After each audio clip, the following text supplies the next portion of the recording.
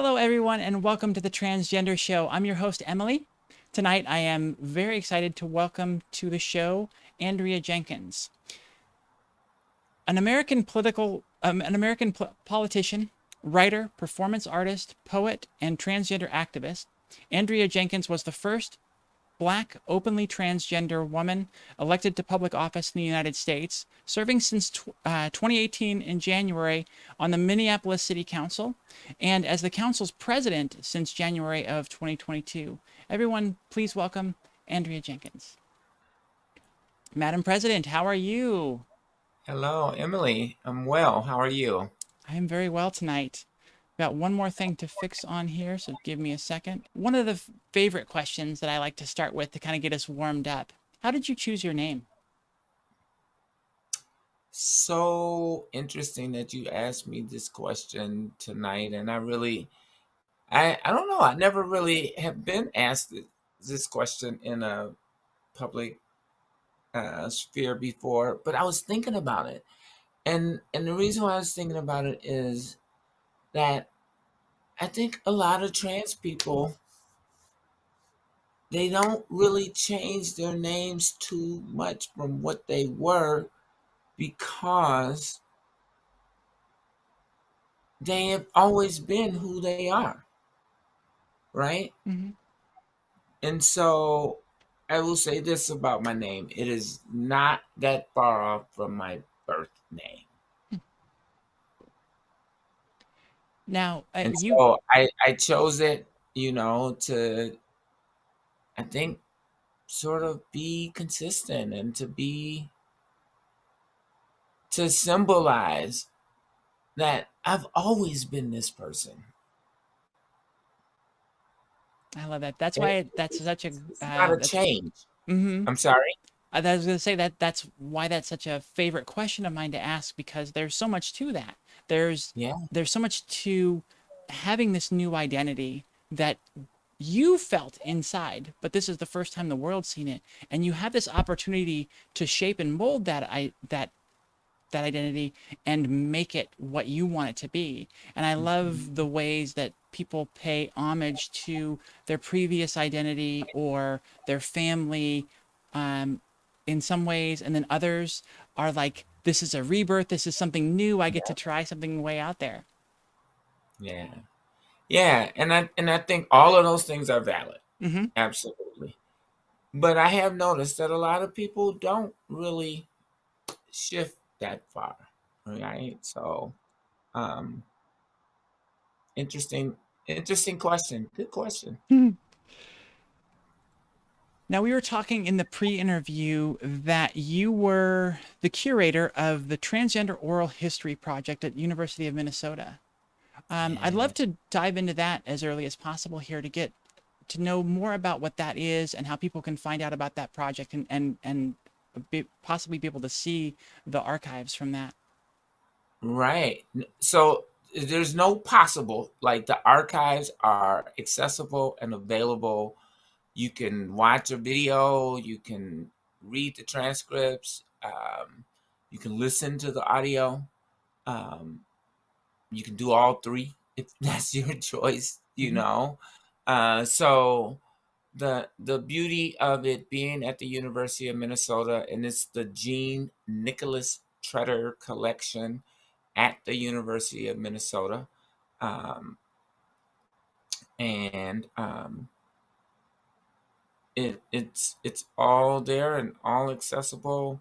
It's a project that started so the Jean-Nickolaus Tretter collection in LGBT studies at the University of Minnesota is the second largest LGBT archives in the country.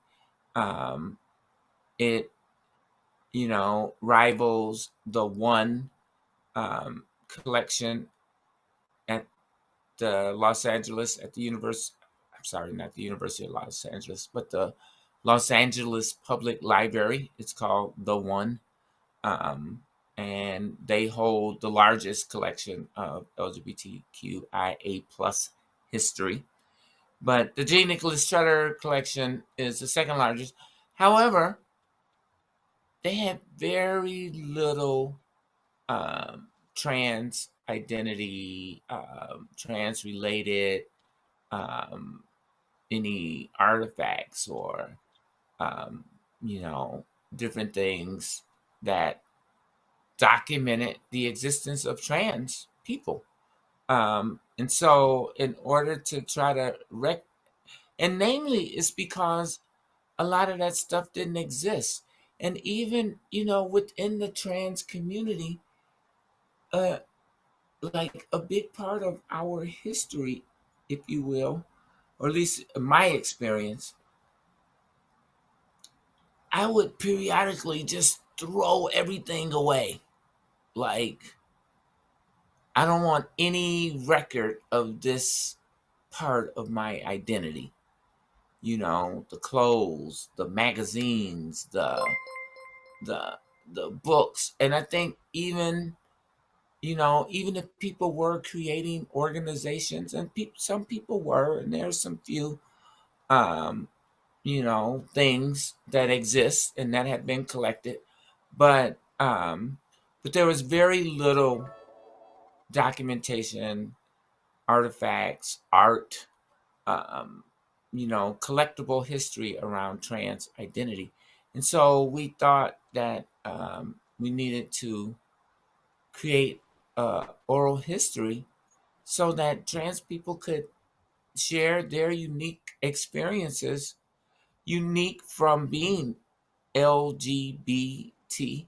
I mean, many transgender people are those uh, sexual orientations, right? Mm-hmm. Like, everybody has a sexual orientation, and everybody has a gender identity as well. So, um, people try to place trans people in some separate category or no, we are just an expansion of all the realities that there are.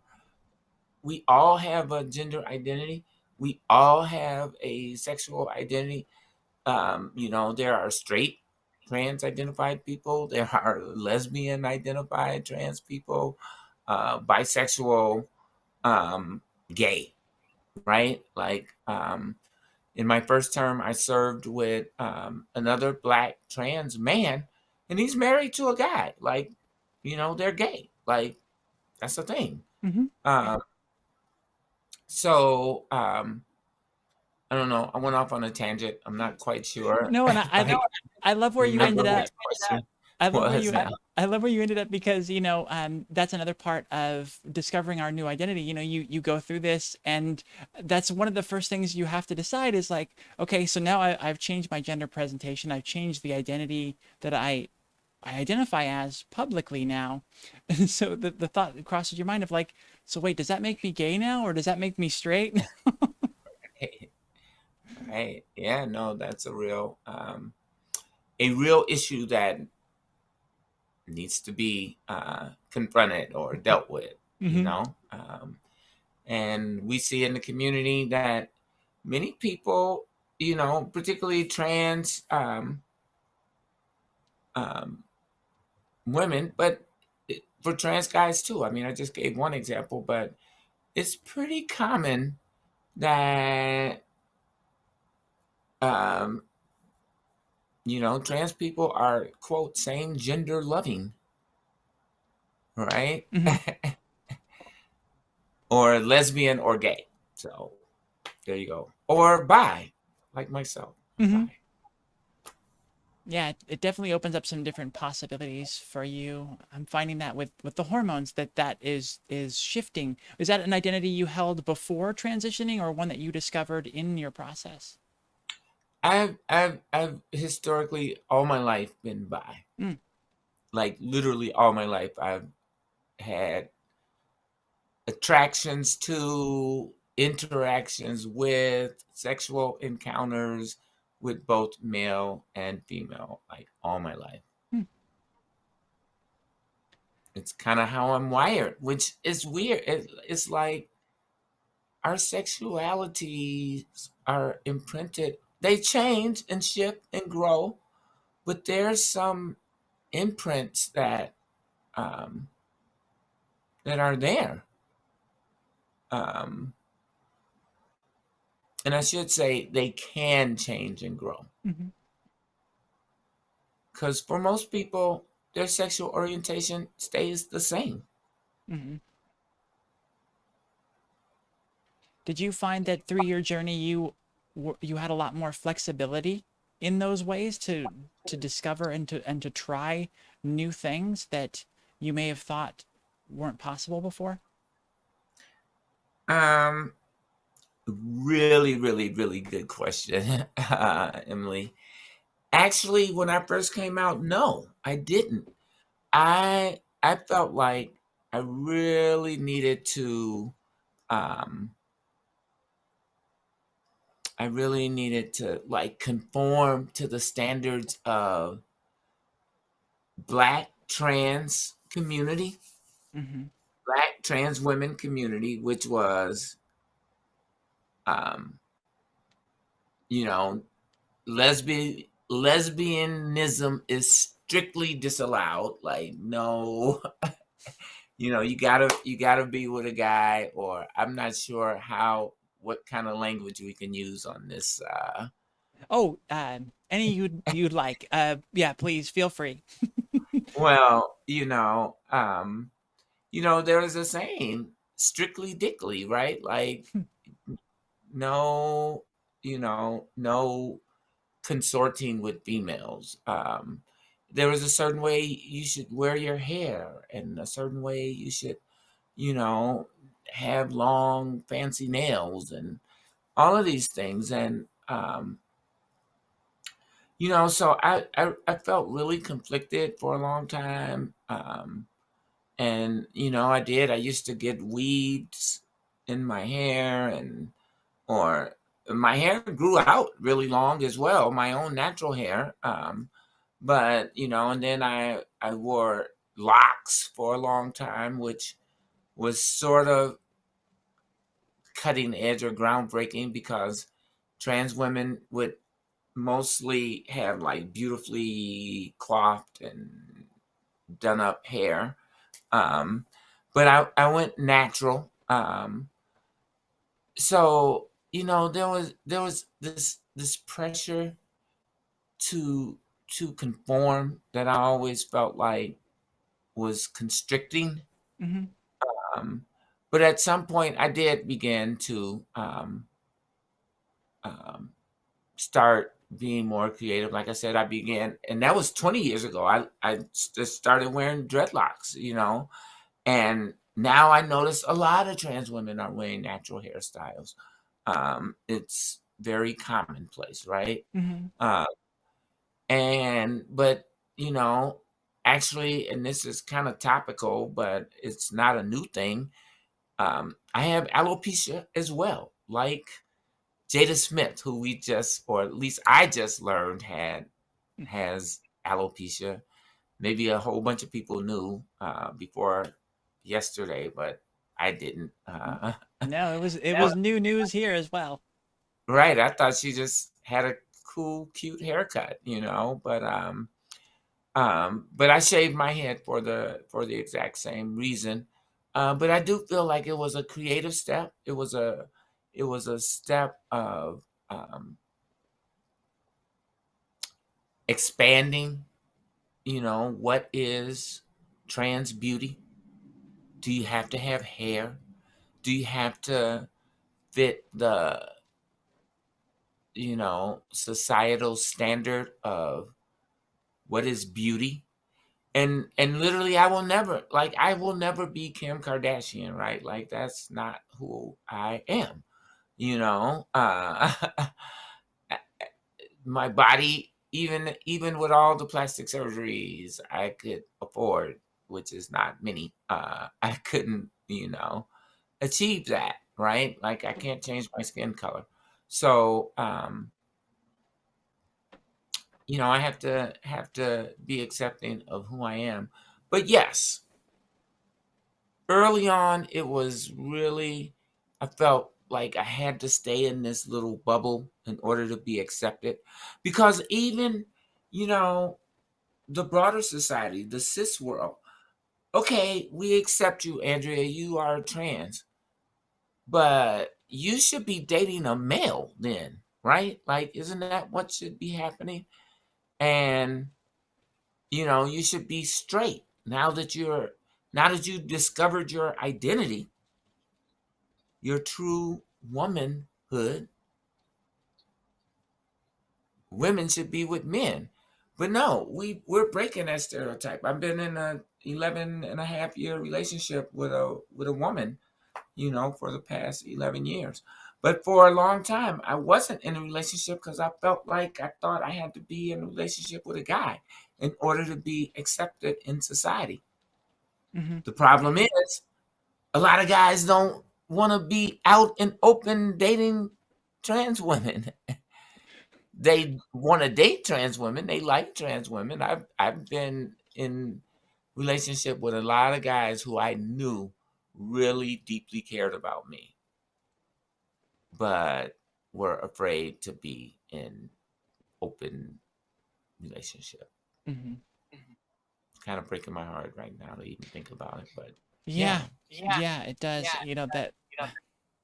That for them, unfortunate, like how not that. even for me. Mm-hmm. It breaks my heart for them, like to really love and care for somebody, but then you're too afraid to be with them. Like, that's their loss, Yeah. not mine. Well, and that brings up some, through that whole conversation there, that brings up a lot of good points about how helpful the transgender community is to our society. You were talking before about those constraints of beauty, and you were talking more in the terms of trans womanhood, but they relate to womanhood. This stuff about Jada has the short haircut, and because of that, she gets made fun of publicly on Mhm. TV. Right. It was you can say whatever you will about the joke, but it's a very strong commentary about the expectations of Womp women. womp. The joke was poor taste. It was Mhm. bad. It wasn't funny. It only had a reference for a certain group of people, but I guess he was in a room of Hollywood people, so probably everybody knew that Demi Moore did that movie. I Mhm. don't know, but I had forgot about the movie. I'm like, G.I. Jane, what is that? I don't know. Well, and yeah, there's a lot of poignance there of making that comment, and where it comes from is that misogynistic culture and that belief that women are supposed to be a certain thing, and this is what beauty is, and you have to fit into that box. And Mhm. trans people come along, and it's just so funny to see the pushback from TERFs and things like that. These groups that are saying, they want to keep trans people away, and they have all this fear about what we bring. And what we really bring is breaking those norms, breaking out of that stuff, and freeing us all from a lot of those things. And then you ended there with the way, again, the masculine culture feels about trans women. They are attracted to us. They like to be with us, and yet they're not allowed to because, again, of these ridiculous societal norms. It just, again, Mhm. it's like I said, Mhm. it just shows how important the current transgender movement is in really fixing a lot of the key ails in society. The key ails, that's not correct, I don't feel, but some Well, some I big think some that's a big I deeper think that's things. a fair assessment. I mean, you could say the most pressing issues or but yeah, I think they are some of the key ails of our society. Toxic masculinity, these impossible standards of beauty, um uh the the idea that gender is one, like I did the oral history project.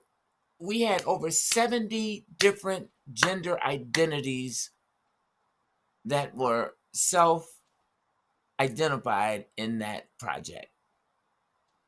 People identified as gender queer, gender fluid, gender creative, gender expansive, um, transgender, bigender, agender, um, and and the list literally goes on, right? Hmm. And so there's more than two genders, and I think trans people are leading a transformation of what it means to be human on the planet.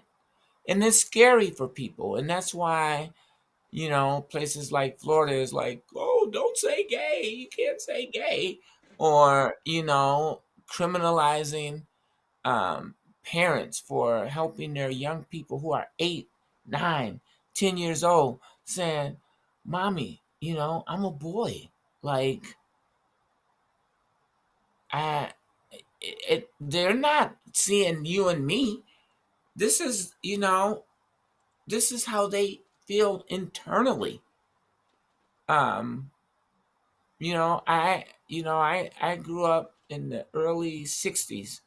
I didn't have the internet. I didn't have um, Twitter, TikTok, or Facebook, or there were no movies like The Crying Game, or you know, there was the Christine Jorgensen book, which I did seek out and find at the library when I was 14 years old, Mm. and read about it and read about her. Um, but there was really not a lot of information. And certainly when I was 4 years old, I wasn't consuming any kinds of information. I just knew inside that I felt a whole lot different from how I thought other little boys should be feeling. Mm-hmm. I didn't know what to call it. I knew that, I wanted to wear my grandmother's nightgown to sleep in, you know, and not necessarily because I loved my grandmother's smell. It was because, and I mean, they would be clean nightgowns, but I wanted to wear a dress. I wanted to feel feminine. I wanted to feel, I wanted to be myself. I was searching for myself. So, when was it that you finally identified as transgender and came out publicly as such? Well, I identified, like I said, all my life. Like I knew it. Mm-hmm. I, I knew what was going on, but I was really trying to hide it. I thought, date a whole bunch of girls, join the Cub Scouts. Like literally, when I was a kid, I joined the Cub Scouts because I was like, I need to be a boy, right? I'm born like I look like a boy. Um, you know, I got a penis. I'm supposed to be. I don't feel like a boy, but maybe if I join the Cub Scouts, that'll help. Or maybe if I play football in high school, that'll help. Maybe if I date all these girls in college and join a fraternity, maybe that'll help. Maybe if I get married, that'll help. None of that changed anything, and I got a whole bunch of badges as a Boy Scout. I started on my high school football team like I was a good athlete, right? Like um I was the president of my college fraternity at one point, and I did date a lot of women. Like, but it was all in an effort to try and conceal who I really was. Yeah, I think that So happens. I came out about 30. Okay. Uh, a little, I mean, I started going to therapy probably around 29. Um, and then, after about a year and a half in therapy, I started taking those small steps of, you know, dressing in the evenings and going out into the world and, trying it out and seeing how it goes. And, but, at work, I was still presenting as male. Mm-hmm. Uh, and then, I subsequently started talking to my employer about. Um, I worked for the government, so it was kind of hard for them to you know, to discriminate. And we had laws that protected people. Minneapolis was the first city in the country to adopt a human rights law that protected transgender people and gender identity in 1975. And then again, the state in 1993 added transgender people to the human rights protection bills.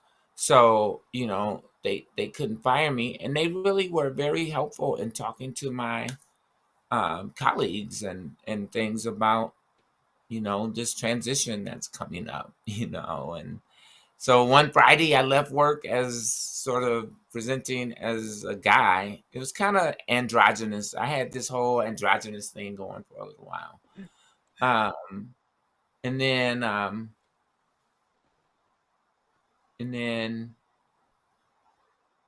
Monday it was Andrea. And yeah, it was one of the most freeing things. It was one of the most frightening things I ever did.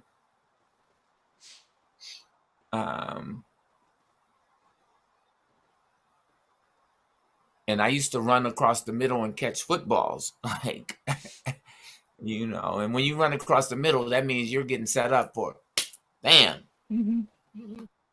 But that didn't even come close to the fear of being out in the world as my true self. Yeah. And there weren't a lot of role models at that time.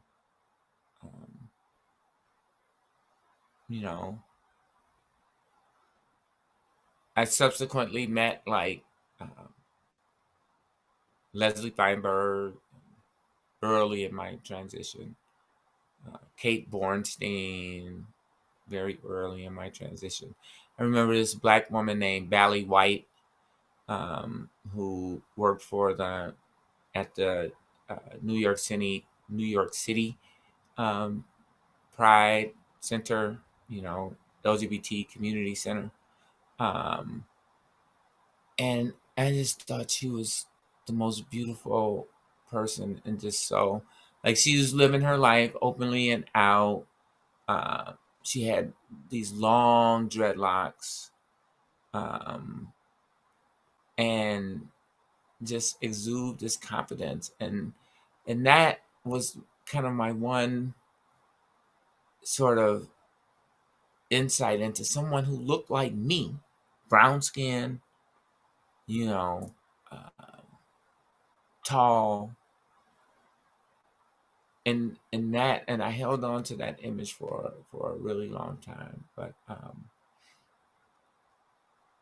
yeah, came out right around 30. I've been out over 32 years now. The world has changed so much. The world generally has changed so much, right? Like, there, this barely existed when I came out. And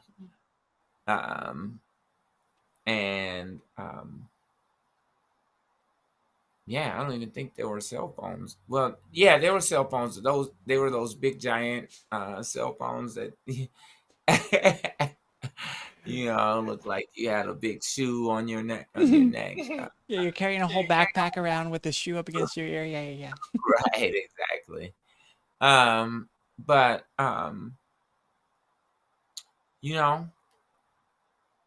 now, I mean, MJ Rodriguez from Pose is on the cover of this month's Vogue magazine. No, not Vogue, Vanity Fair. And she was invited. I mean, Laverne Cox was one of the presenters at the Oscars. That wasn't happening 30 years ago. Not even, I mean, it was not even a consideration, period. Yeah.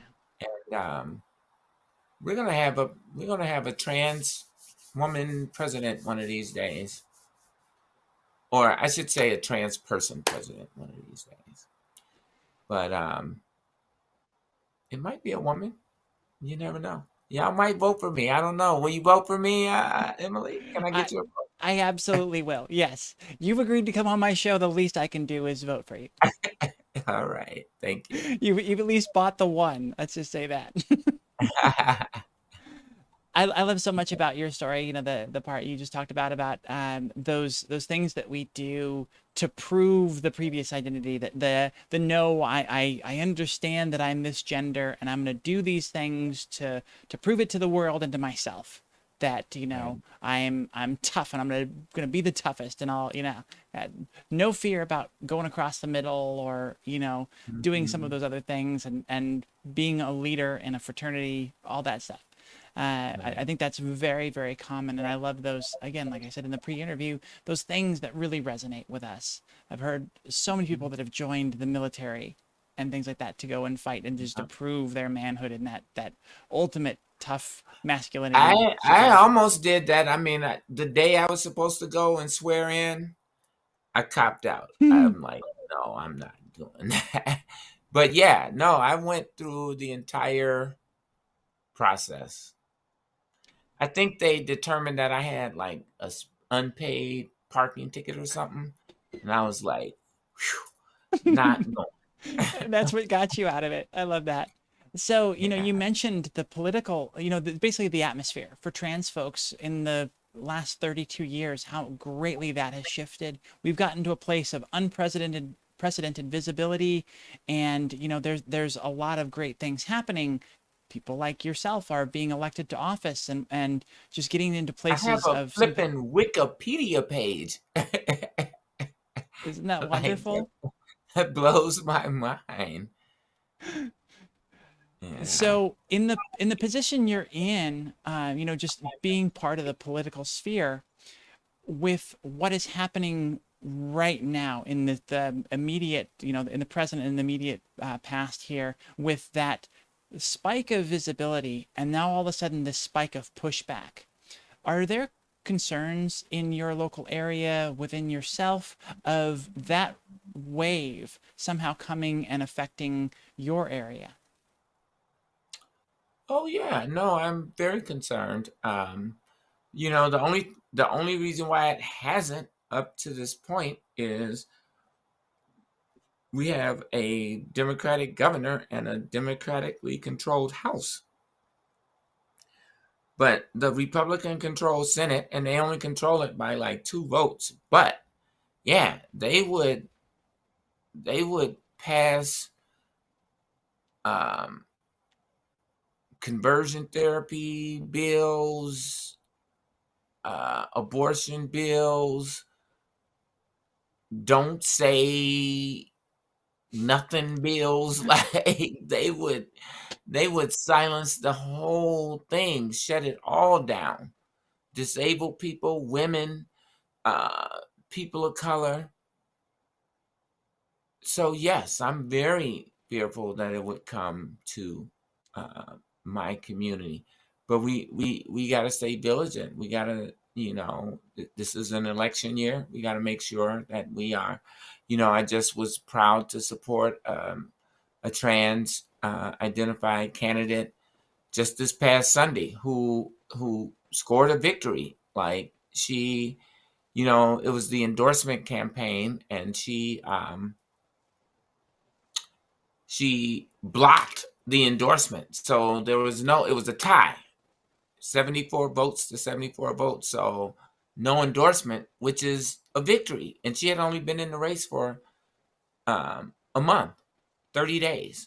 And I went over and supported her, contributed to her campaign. By the way, if folks on the call are interested, her name is Lee Finke, Leigh, Finke.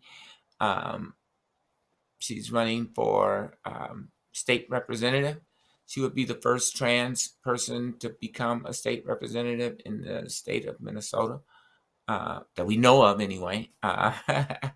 But but yeah, um, you know, it is exciting time to be alive. And I think, the change and shift is only going to grow stronger. I mean, we see Leah, is it Leah Thomas. Thomas?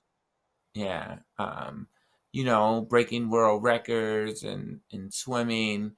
Brittany Griner.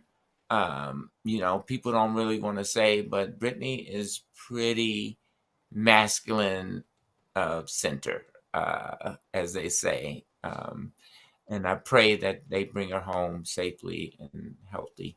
Um, but we have trans identified people just in all spaces, in all industries and Hmm. fields of human endeavor. So I'm encouraged. So you So feel that on and the whole, the backlash is there, hmm but we'll overcome that. you feel on the whole that we're on the positive, we're making more progress than they can push back against. I do. I do. Do you have any particular fears with this next presidential election and what that will mean as uh, Biden's a weak candidate for the Democratic Party going forward, and the things you tend to shift back and forth between the parties, election to election. Do you have any key fears or any key things that you're looking to brace against in the upcoming election? Well, I will say this. Most of the Democratic presidents have been two terms. This last Republican president was only one term. Um, you know, um,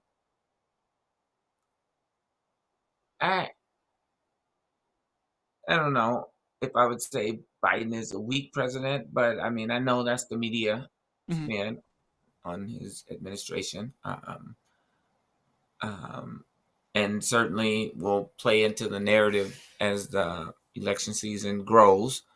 Um, And I think, right now we got to see what happens in the midterms, which, as you noted, historically kind of swings and shifts back and forth between parties.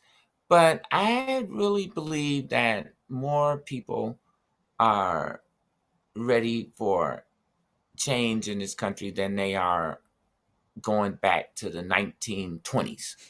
Because I mean, when people talk about make America great again, that's what they are envisioning. Jim Crow, women can't vote, um, you know, oppressive slave wages, basically. Um, that's the world that people are trying to, quote, recreate or make again. Um, but I'm optimistically believing that we are beyond that and that more people are seeking um, progress Hmm. than regress. So what sparked you to run for office originally? Um, I worked in my role as a policy aide for two different council members that represented this community. Um, so I had a firsthand view of the job. Um, I knew some of the pitfalls. I knew some of the challenges, um, and I knew the people that lived in the district. Um, I knew the issues and things that people were concerned about, and then the person who was my representative and who was my former employer, because I left City Hall to go work for 3 years and do that oral history project that we talked about. Hmm. Uh, and she decided to step down after 3 terms in office. Um, and it is a tough job. It really is. you know, the issues are getting tougher and tougher. And I mean, these past 2 years have been, just to use a completely, totally overused word, unprecedented, right? Like global pandemic, global uprising, all at the same time. Then, police brutality, just the fallout has just been incredibly challenging and um, disturbing. Mhm. But then, in 2016, America, we elected a reality TV star to be our president. I have to say we, because I'm an American, Mhm. and that's what happened. Though I did not vote for that person, but I knew that cities were going to become the line of defense, to help save democracy. And that, I used to say, if we're getting ready to go to hell in a handbasket on a burning bus, then I want to be the driver. Little did I know that 2 years later, we would be going to hell in a handbasket on a burning bus. And I'm the fucking driver, man. I mean, we got a world war going on. We're still in the global pandemic, everybody. Please continue to wear your mask and wash your hands and try to keep each other safe. Get boosted if you can, or if you desire. If you don't, you know, no stress from me. Um, do it for your grandma, do it for your grandkids. But we got to figure out, how do we inject love back into our public discourse, into our everyday lives. Dr. King said, uh, love is what justice looks like in public. And so we have to publicly communicate love. And, I made a decision this year in January, at the first email I wrote in January, I signed off with "Love, Andrea," and I've been doing that all year thus far. Um, and it's not easy. It's kind of hard. I mean, to people you don't know, uh, to people who maybe you don't even like that much,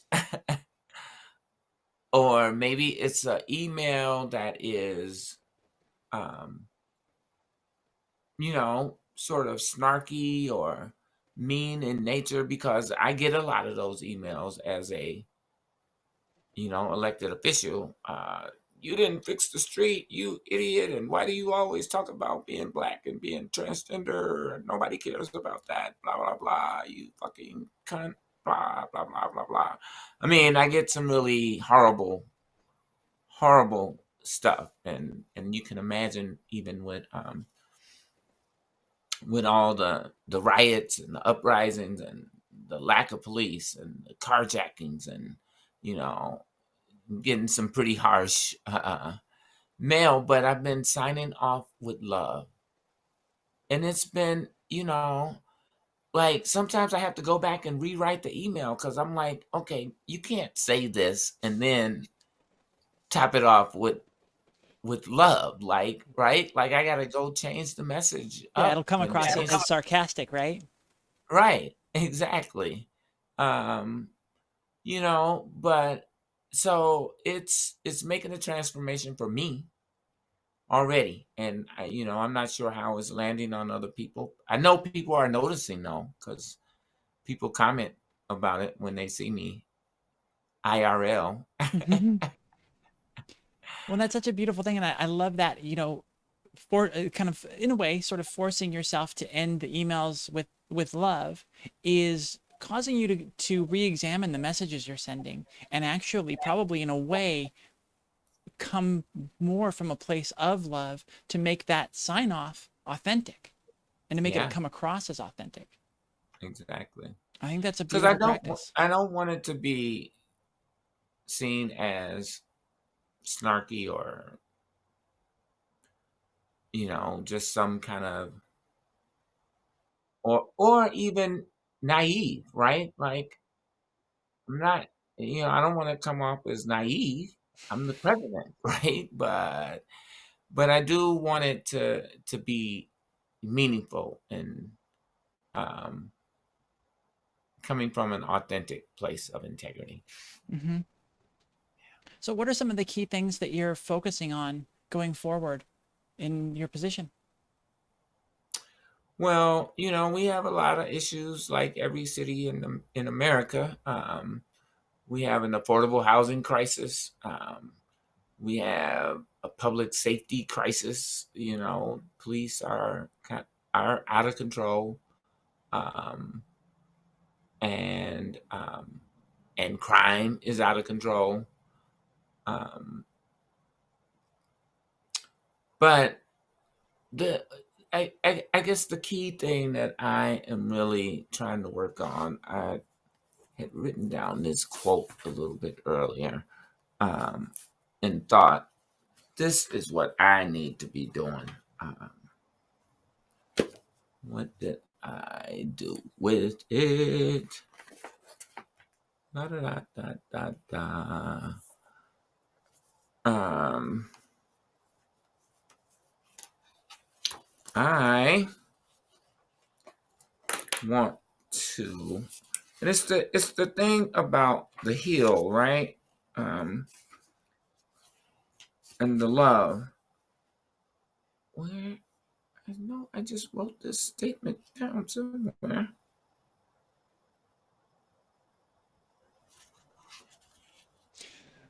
I love that. Yeah, that Well, basically, what I I agree want with you. to do is help my community heal. Um, Heal from the trauma of the heal from this trauma that the pandemic has brought up, heal from the trauma that we all are sort of experiencing, from the exposed racism that is, really impacting our communities in really difficult ways. This is really killing me. I literally just wrote this thing down an hour ago, and now I cannot find it. Um, but I want to help this community heal, and I think addressing those things that I named, um, the um, the the idea around affordable housing, around public safety, has got to be a part of that. Hmm. But also, spreading this message of love, I think, is really an important aspect too.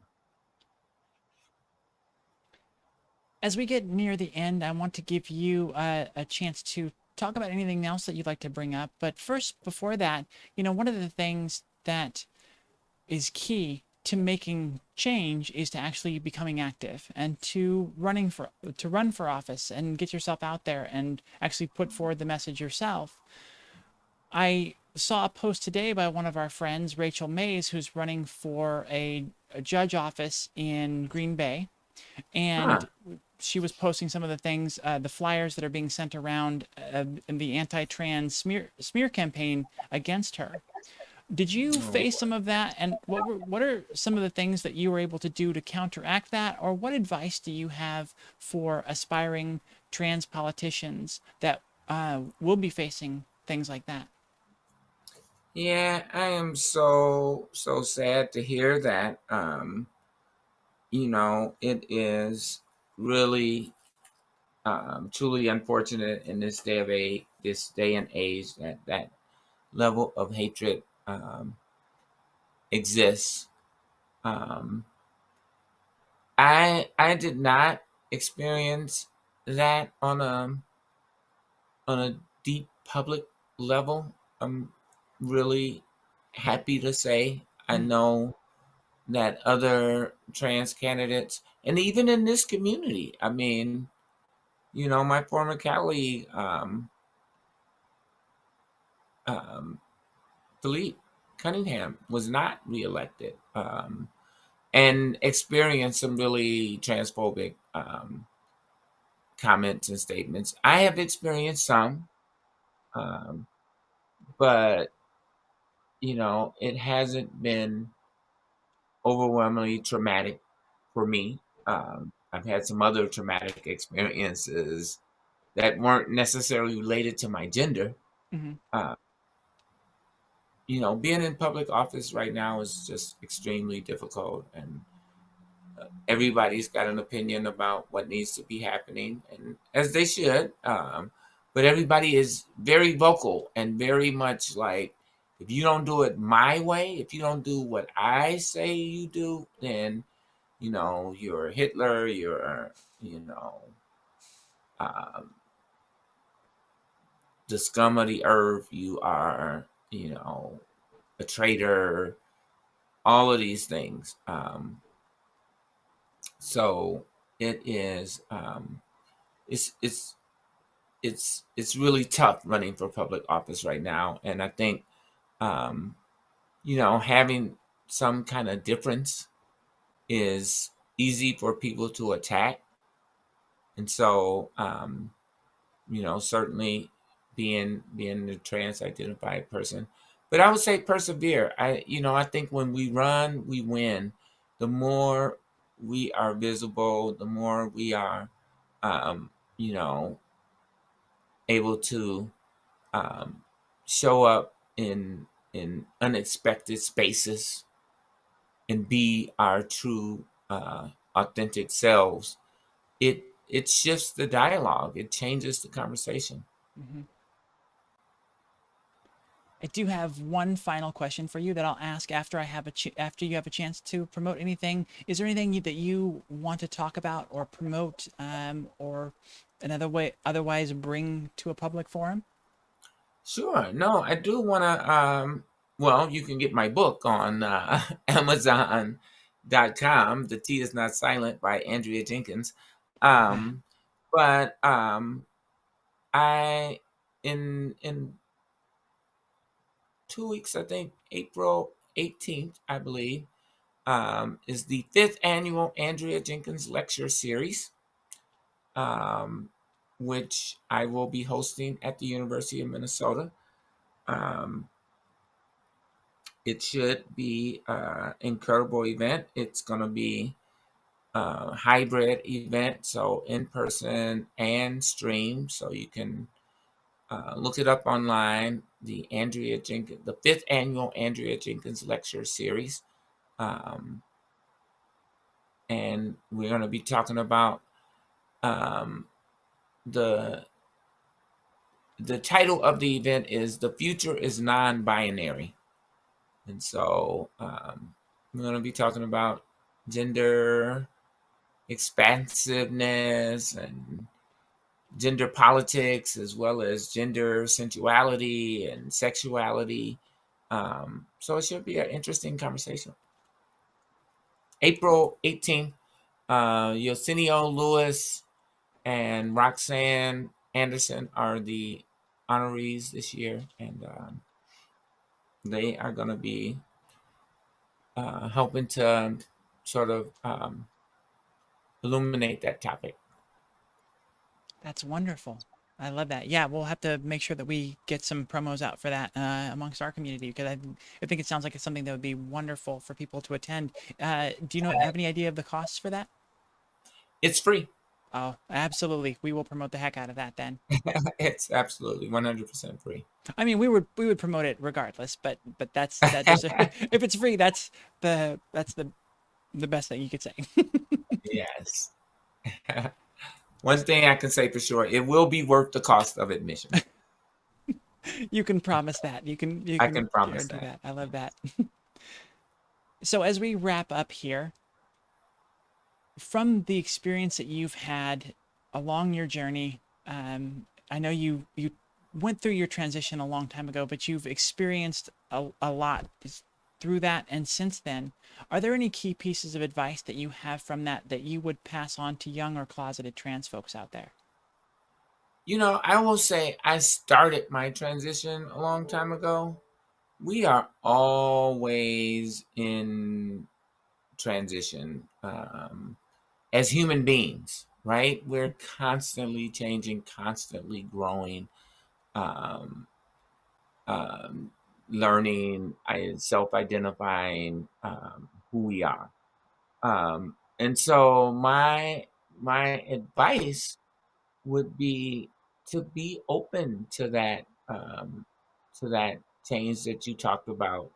We talked about earlier, and I was really reluctant to to open up and be more sort of how did you frame it, like explorative, or that it took me a while to get to that space. I think start as early as you can to open up and to explore and open up to the creativity of this unique experience of sort of gender. It really does amaze me that we literally